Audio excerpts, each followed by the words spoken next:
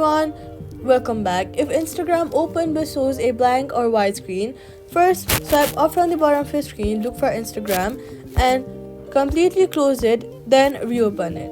After that, restart your phone to clear temporary system glitches.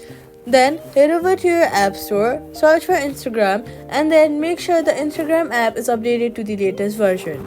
Then check your internet connection and switch networks if needed.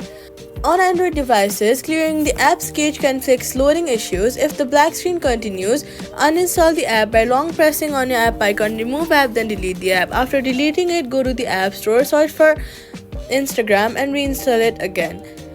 After reinstalling, log back in and check if the issue is resolved, and that's it. Subscribe for more quick fixes.